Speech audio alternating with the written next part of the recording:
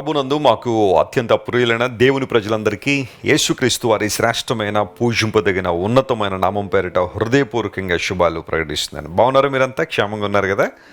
ఆత్మలో బలపడుతున్నారా?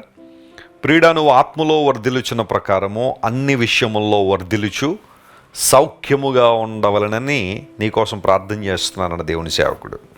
మనందరూ ఆత్మలో వర్ధిల్లాలనే దేవునికి ఆలోచన. ఆత్మలో వర్ధిల్లడం అంటే ప్రభువు దగ్గరగా రావడం, ప్రార్థనలో, వాక్య ధ్యానంలో, సహవాసంలో, దేవునికి చిత్తాన్ని నెరవేర్చడంలో మనం ఎప్పుడు కూడా ముందు ఉండడం. ఆధ్యాత్మిక విషయాల్లో మనం అభివృద్ధి పొందితే మన ద్వారా దేవునికి మహిమ ఉంది, ఆయన గణపరచబడతారు. మీ ద్వారా దేవుడు తన నామాన్ని అన్ని సమయాల్లో మహింపరుచుకోవాలని, ప్రతి విషయంలో దేవుడు మీకు తోడై ఉండాలని, ఆయన కృపా సమాధానాలు మీ మీద సమృద్ధిగా కృమ్మరించాలని మీకోసం చాలా పట్టుదలగా ప్రార్థన చేస్తున్నాము. రాజమండ్రి క్రైస్ట్ టిప్ సెంటర్లోనూ మరియు మన మినిస్ట్రీ స్ప్రే టవర్లో ఉన్న దేవుని బిడ్డలందరూ కూడా మీకోసం పట్టుదలగా ప్రార్థన చేస్తున్నారు. ఈరోజు వాగ్దానం కోసం గ్రంథాలు తెరుద్దాం. బైబిల్ ఉందా మీ దగ్గర? తెరవండి. ఫిలిప్పీలకు రాసిన పత్రిక 4వ అధ్యాయం 5వ వచనాన్ని చదువుదాం. Philippians chapter 4:5. మీ సహనమును సకల జనులకు తెలియబడనీయుడి, ప్రభువు సమీపంగా ఉన్నాడు. The Lord is at hand. దేవుడు సమీపంగా ఉన్నాడు. చాలాసార్లు అడుగుతుంటారు, మీకు దగ్గర బంధువులు ఎవరైనా ఉన్నారండి అని అడుగుతారు కదా. ఫలానా వారు మీకు దగ్గర అండి, వారిని మిమ్మల్ని కలిపి చూసాము, వారు మీకు దగ్గర బంధువులు అండి, దగ్గర స్నేహితుల. దేవుని వాక్యం సెలవిస్తూ ఉంది, మీ సహనాన్ని ప్రతి ఒక్కరికి తెలియబడనివ్వండి. క్రైస్తవ జీవితం సహనంతో కూడిన జీవితం, ఓర్పుతో కూడిన జీవితం. చాలాసార్లు నొప్పించు మాటలు మాట్లాడడం ద్వారా గొడవలు, గందరగోళాలు కుటుంబాల్లో వస్తున్నాయి, సంఘాల్లో వస్తున్నాయి. అదే మృదువైన మాట మాట్లాడినప్పుడు, ఓపికతో, సహనంతో ఎదురు చూసినప్పుడు ఎన్నో ద్రోహకార్యాలు జరగకుండా ఆపుచేయగలుగుతాను లేఖనాలు కూడా సెలవిస్తున్నాయి. సహనం లేనందువల్లనే చాలామంది ఇబ్బందులు పడుతున్నారు ఈ రోజుల్లో. అయితే క్రైస్తవ జీవితంలో సహనం అనేది చాలా ప్రాముఖ్యమైన అంశం. అది అనేక మంది తెలియబడనివ్వండి. సహనం అనేది లోపల ఉంచుకునేది కాదు. నువ్వు సహిస్తున్నావని, దేవుని ప్రేమను బట్టే సహనం నేర్చుకున్నావని అందరికీ తెలియబడాలి. ప్రభువు సమీపంగా ఉన్నాడు. ఈ మాటను చాలా అర్థాలుగా మనం ఆలోచించేయచ్చు. థియోలాజియన్స్ చాలా అర్థాలు వీటికి చెప్పుకుంటూ వచ్చారు. అయితే వాగ్దాన సందేశంగా మనం గమనించాల్సింది ఏంటంటే, దేవుడు మనకు సమీపంగా ఉన్నట్టుగా మరెవ్వరూ మనకు సమీపంగా రాలేరు. దేవుని సేవకుడు అంటాడు, the Lord is as close as your breath అంటాడు. నీ ఊపిరి నీకెంత దగ్గరగా ఉందో అంతకన్నా దగ్గరగా దేవుడు ఉండగలడని. నీ ప్రతి పరిస్థితిని అర్థం చేసుకోగలడు, నీ ప్రతి పరిస్థితిని పరిష్కరించగలరు, నీ ప్రతి పరిస్థితుల్లో నీకు తోడు నీడుగా ఉండి నడిపించే దేవుడు ఆయన. షడ్రక్, మెషక్, అబేద్నెగో అనబడే ముగ్గురు హెబ్రీ బాలురు బబులోను దేశంలో ఉన్నప్పుడు వారు నెబుకద్నెజర్ నిలవబెట్టిన ప్రతిమకు మొరక్కనందున, ఆ ప్రతిమ ముందు సాగిలపడనందున వారిని తీసుకుని వెళ్ళి అగ్నిగుండంలో వేసేశారు. అది కూడా 7 అంతలు వేడి చేయబడిన అగ్నిగుండంలో పడవేయబడినప్పుడు అగ్ని వాసన వారి వెంట్రుకలు కూడా కాలిపోలేదట. ఆ వెంట్రుకలు కూడా అగ్నివాసన రాలేదని. యూజువల్గా ఫైర్కి దగ్గరగా మనం వస్తే, అగ్నికి దగ్గరగా వస్తే మొదట మన దేహంలో కాలిపోయి మన వెంట్రుకలే. ఆ వెంట్రుకలు కూడా కాలిపోలేదు. అంతగా దేవుడు వారిని ప్రొటెక్ట్ చేశాడు. 4వ వ్యక్తిగా దేవుడు వారితో సంచరించాడు. God moved with them as a 4th man in the fiery furnace. ఆ భయంకరమైన వేడిమి గల గుండంలో 4వ వ్యక్తిగా దేవుడు వారితో సంచరించి వారిని కాపాడి బయటికి తీసుకొచ్చారు. ఎవరైనా నేను సవాల్ చేస్తున్నారని భక్తి జీవితాన్ని బట్టి, నీ విశ్వాసాన్ని చూసి చాలామంది సవాల్ చేస్తున్నారు. నీ దేవుడు ఎంతవరకు నేను కాపాడుతాడో చూస్తాము, ఎంతవరకు నేను రక్షిస్తాడో చూస్తాము, ఈ శ్రమల్లోంచి, బాధల్లోంచి, కష్టాల్లోంచి ఎలా నీకు విడుదలిస్తాడో చూస్తామని బహుశా చాలామంది నేను సవాల్ చేస్తున్నారా? దేవుని వాగ్దానాన్ని జ్ఞాపకం చేసుకో. ఆయన మనకు సమీపంగా ఉండు దేవుడు ఆయన.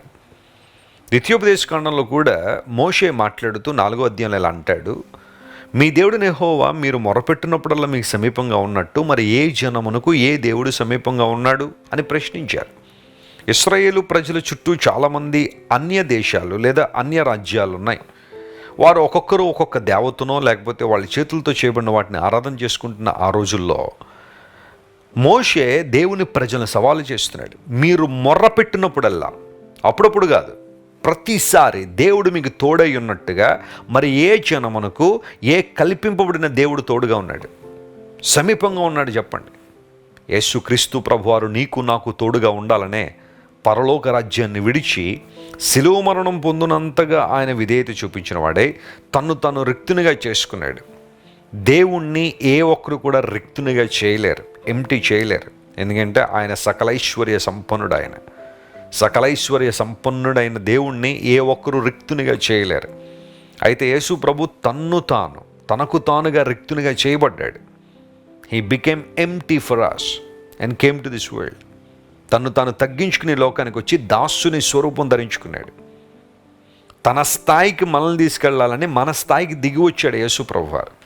ఇంత ప్రేమ ప్రపంచానికి ఎక్కడైనా మనం చూడగలమా? సమీపంగా వచ్చి నీ కోసం నా కోసం జీవించి భూమి మీద ఆయన శిలువ మీద మన కోసం తన ప్రాణం అర్పించాడు. మానవ చరిత్ర అంతా కూడా యేసుక్రీస్తు ప్రభు శిలువ మరణం దగ్గరే కేంద్రీకృతమైంది.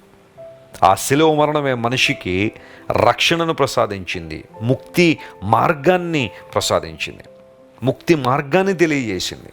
యేసుక్రీస్తు ప్రభు యొక్క శిలువ రక్తములో ఎవరైతే విశ్వాసం ఉంచుతున్నారో, ఆ బలిదానం నా కోసమే అని ఎవరైతే నమ్ముతున్నారో వారందరూ ఉచితంగా నీతిమంతులుగా తీర్చబడుతున్నారు. దేవుడు నీకు సమీపంగా ఉన్నాడు. నీ భర్త నిన్ను వదిలేసాడని బాధపడుతున్నావా? నీ భార్య నిన్ను నీ పిల్లల్ని విడిచి వెళ్ళిపోయిందని ఏడుస్తున్నావా? బంధువులు ఎప్పుడో వదిలేశారండి, మా దగ్గర అన్నీ ఉన్నప్పుడు వచ్చేవారు, కానీ ఇప్పుడు ఏమీ లేవు కదా, అందరూ విడిచి వెళ్ళిపోయారని బాధపడుతున్నావా? ఒంటరితనంతో కుమిలిపోతున్నావా? నీ దగ్గర అన్నీ ఉన్నప్పుడు నీ చుట్టూ చేరిన వారు ఈ రోజున నిన్ను ఒంటరిగా విడిచిపెట్టడం మాత్రమే కాకుండా ఇంకా నిన్ను కష్టాల్లోకి నెట్టేయాలని, ఇబ్బందుల్లోకి నెట్టేయాలని విశ్వ ప్రయత్నాలు చేస్తున్నారా? దేవుని బిడ్డ వినో, ప్రభువు నీకు సమీపంగా ఉన్నాడు. ఆయన నీకు తోడుగా ఉన్న దేవుడు. ఆయన నీ చుట్టూ ఎవరు ఉండకపోవచ్చు, కానీ దేవుని సన్నిధి, ఆయన కృప నిన్ను ఆవరించి ఉందనే విషయాన్ని ఎప్పుడు మర్చిపోవద్దు. ఈ వాగ్దాన సందేశం ద్వారా నువ్వు స్ఫూర్తి పొందాలి, ధైర్యాన్ని పొందాలి. ప్రభువు సమీపంగా ఉన్నాడు, అంతే. ఇదే విశ్వాసం, ఇదే నమ్మిక నీ జీవితంలో కలిగి ఉండి ప్రతి సమస్యను, ప్రతి గడ్డు సవాళ్లను, ప్రతి పరీక్షను నువ్వు ఎదుర్కోవాలి. దేవుని కోసం నిలబడాలి, విశ్వాసంలో నాటబడాలి, ఆత్మలో వర్ధిల్లాలి. అలాంటి కృప దేవుడు మీ అందరికీ దయచేయనుగాక. ప్రార్థన చేసుకుందాం. కళ్ళు మూసుకునండి. ప్రేమగల తండ్రి, గొప్ప దేవా, నీ కొందనాలు. సమీపింపరాని తేజస్సులో అమరత్వం కలిగిన నీవు మాకు సమీపంగా వచ్చేసావు, నిన్ను వ్యక్తినిగా చేసుకుని. ఇందులో ప్రేమ ఉంది ప్రభువా. నీ ప్రేమ ఎంతైనా గొప్పదనైనా, మాటలకు, భావానికి, భాష్యానికి అందని ప్రేమ నీ ప్రేమ. ఈరోజు మా ప్రియులు ఎంతమంది అయితే ఒంటరితనంతో ములుగుతున్నారో, ఏడుస్తున్నారో, దుఃఖపడుతున్నారో, కలవరంలో ఉన్నారు, వారందరినీ మీరు ఆదరించండి ప్రభువా. తండ్రిని కోల్పోయి, తల్లిని కోల్పోయి, కుటుంబ సభ్యుల్ని కోల్పోయి దుఃఖ సాగరంలో ఎవరైతే ఉన్నారో వారందరినీ మీరే లేవనెత్తండి, ఆదరించండి. నీ తోడు, నీ నీడ వారికి ఎల్లప్పుడూ కూడా ప్రభువా ఆదరణ ఇచ్చినట్లుగా మీరే సహాయం చేయండి, బలపరచండి, స్థిరపరచండి. ఘనత, మహిమ నీకే చెల్లిస్తూ ఈ వాగ్దాన సందేశాన్ని వింటున్న మా ప్రియులందరినీ విశేషంగా నీ దీవులతో నింపి నడిపించుమని యేసుక్రీస్తు వారి అత్యున్నతమైన నామం పేరిట అడిగి వేడుకొనిచున్నాం తండ్రి. Amen, amen. God bless you, dear friends. Have a wonderful day. Christ worship centre ఓ బలమైన సంఘ ఉద్యమం. కొన్ని సంవత్సరాల క్రితం కేవలం 2 ప్రారంభించబడిన పరిచర్య నేడు ప్రపంచవ్యాప్తంగా లక్షలాది మందిని ప్రభావితం చేయుచున్నది. రాజమండ్రి, సికింద్రాబాద్, బెంగళూరు, చెన్నై, నెల్లూరు, దుబాయ్, బెహ్రైన్, కరీంనగర్, విశాఖపట్నం, గద్వాల్, కొవ్వూరు, మలకపల్లి, శ్రీలంక, భూటాన్, అడ్డతీగల, పాలమూరు, ఒంగోలు, బళ్ళారి, కోరుకొండ, పోతవరం, నల్లజర్ల, వెంకటరామయ్యగూడెం, మచిలీపట్నం, ఇందిరానగరాలతో పాటు అనేక గ్రామాల్లో క్రైస్ట్ వర్షిప్ సెంటర్ ఆరాధనలు జరుగుచున్నవి. వాక్య సంబంధమైన ఉద్యమంలో, పరిశుద్ధాత్మ సంరక్షణలో కొనసాగాలనుకునే ప్రతి ఒక్కరికి మా ప్రేమపూర్వక ఆహ్వానాన్ని అందిస్తున్నాము. రండి, ఆత్మతో సత్యముతో ప్రభువైన యేసుక్రీస్తును ఆరాధిద్దాం.